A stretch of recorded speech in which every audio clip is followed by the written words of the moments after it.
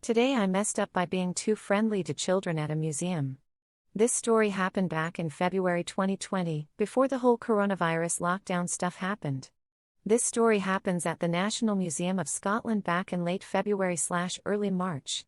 For context, I'm an 31-year-old dyspraxic adult who's on the autism spectrum. I wouldn't hurt a fly, much less a child, but I sometimes forget or misunderstand social boundaries, which can affect day-to-day life, especially when it comes to special interests. I'm on holiday in Edinburgh with a friend, but on this day, they're experiencing back pain and so I go off on my own to see the new Tyrannosaur exhibit at the NMS. I've had a huge passion for dinosaurs and paleontology since I was a little kid, and though a career in that field never got off the ground, I still love learning and researching about it whenever I can. I'm usually friendly to anyone who I meet, especially kids who are excited to have a good time around all the dinosaur models and animations.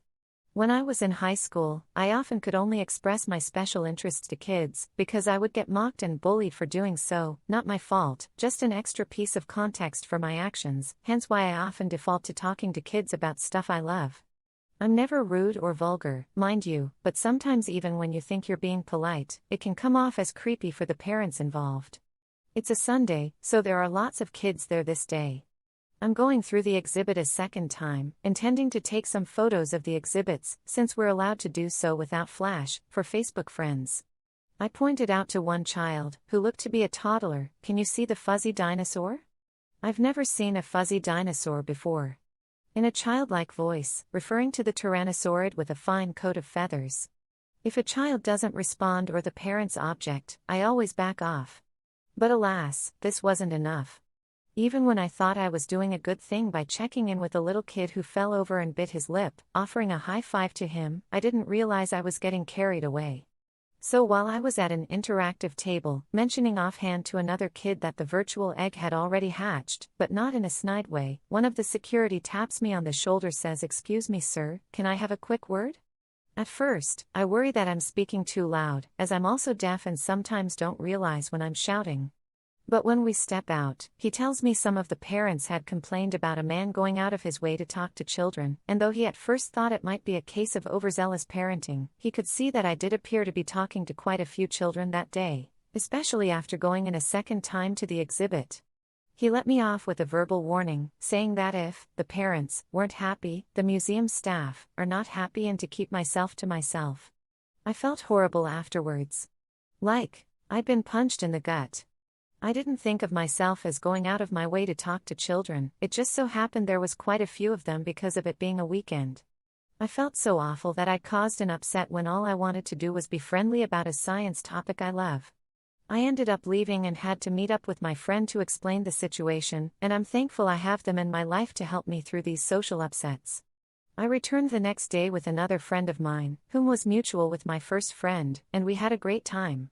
But I was still extra cautious about any children I spoke to, even if it was just a couple friendly "I hope you have a nice day" or something of that nature.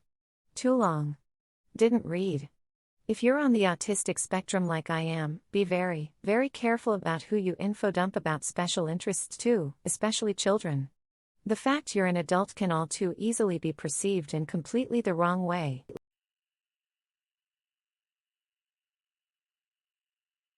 Today I messed up by forgetting my camera was active during a video conference. So since being in isolation, we've all been working from home and doing a lot of video conferencing, and depending on the meeting, I don't activate my camera. It's become habit for me to not activate my camera for this particular reoccurring meeting, as it's one I just need to listen in on. But it's become such a habit that this time, I didn't realize I forgot to turn it off and presumed it was already off.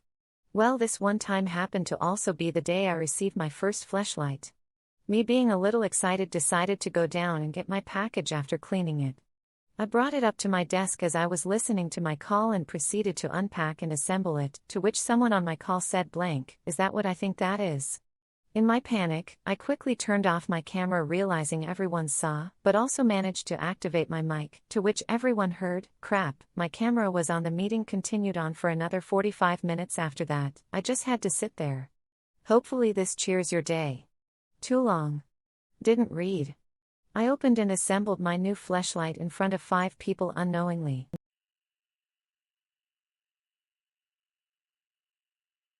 Today I messed up in a Target bathroom.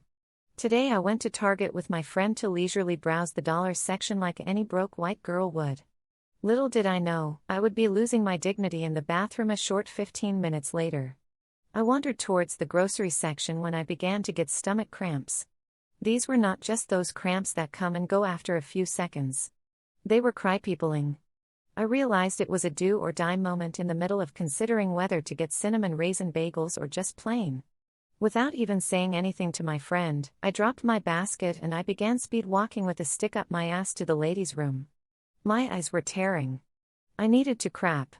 As I approached the bathroom, I was praying no one else was in there. Sure enough, 2/3 of the stalls were taken and I was forced to take the middle stall. I noticed that there was a tower of toilet paper in the toilet, but my bowels could not wait. I proceeded to let loose. I felt a wave of nausea, but relief at the same time. The relief disappeared very quickly, however. I flushed the toilet and was greeted with a stinky splash of shit water against my ass cheeks. The toilet was clogged and now my diarrhea had filled it to the brim. I noticed a line was forming in the bathroom. I was in deep crap. I waited until the line had receded and then I made a run for it. As soon as I left the stall, another woman had come in. Since my stall was the only open one, she went in.